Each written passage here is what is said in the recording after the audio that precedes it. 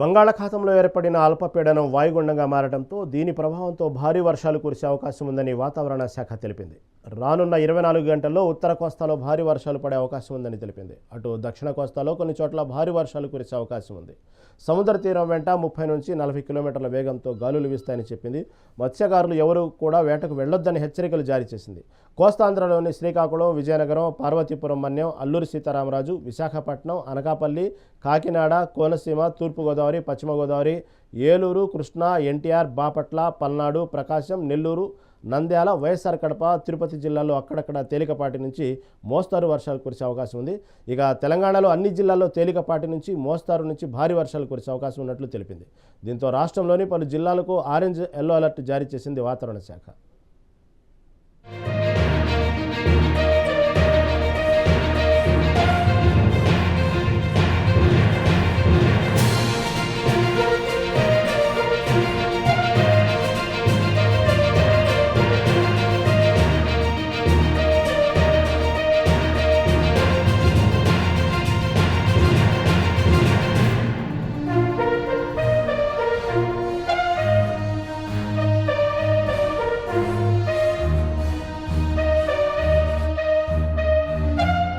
బంగాళాఖాతంలో ఏర్పడిన అల్పపీడనం వాయుగుండంగా మారడంతో దీని ప్రభావంతో భారీ వర్షాలు కురిసే అవకాశం ఉందని వాతావరణ శాఖ తెలిపింది.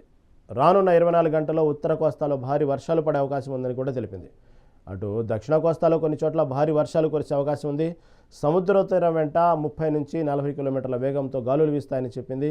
మత్స్యకారులు ఎవరు కూడా వేటకు వెళ్లొద్దని హెచ్చరికలు జారీ చేసింది. దీంట్లో కోస్తాంధ్రలోని శ్రీకాకుళం, విజయనగరం, పార్వతీపురం, అల్లూరి సీతారామరాజు, విశాఖపట్నం, అనకాపల్లి, కాకినాడ, కోనసీమ, తూర్పుగోదావరి, పశ్చిమ గోదావరి, ఏలూరు, కృష్ణా, ఎన్టీఆర్, బాపట్ల, పల్నాడు, ప్రకాశం, నెల్లూరు, నంద్యాల, వైఎస్ఆర్ కడప, తిరుపతి జిల్లాలో అక్కడక్కడ తేలికపాటి నుంచి మోస్తారు వర్షాలు కురిసే అవకాశం ఉంది.